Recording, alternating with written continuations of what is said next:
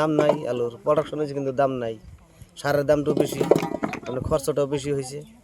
এই কারণে আলুর দাম নাই এই কারণে লস হবে পার বিঘায় কমসে কম ৬-৭ হাজার মান লস হবে 10 বিঘা মান করেছি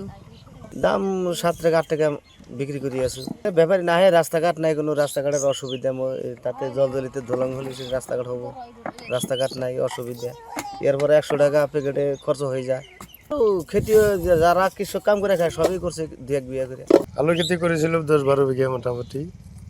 10 বিঘা করাতে ভাবছিল যে আলুর দাম হবো এই কারণে খেতে করছিল তথাপিও মানে আলুর দাম নাই এতে কি করো মোর বহুত লস হয়ে আছে এতে আরো না করে বলে ভাবছো আলু খেতে ওই কৃষি বিভাগের তো একো কিবাই নকৰে টেনশন নকৰে এতিয়া 7 টাকা আলু চলি আছে বজাৰত और हेमली तुला बाजारत लली 8 টাকা বিক্রি করব লাগে কারণটো মই কব পারে না এটো হেমলি তুলা লগে ধরক ইমান এতে খেতির পরা ললি আবার ধরক এই রেটটো ডাইরেক্ট কম হলাক হয় কম হওয়ার মানে ব্রিজ টিরিজ নাই একো নাই ঘোড়ার গাড়ি মোষের গাড়ি দিয়ে লবা লাগে ইয়াতে বহুত লাগে লেবার সেবার লাগে যাই মালটো আনলোড করবা লাগে তাতে লোডিং করবা লাগে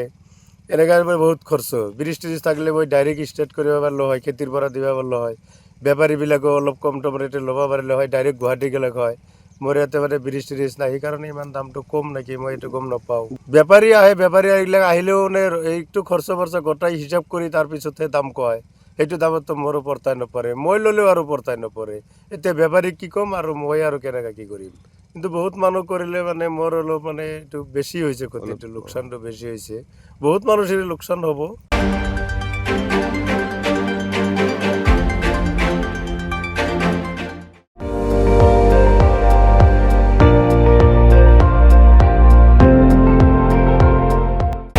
আপুনি চাই আছে ND24 সৰ্বশ্ৰেষ্ঠ নহয় সৰ্বোত্তমৰ দৌৰত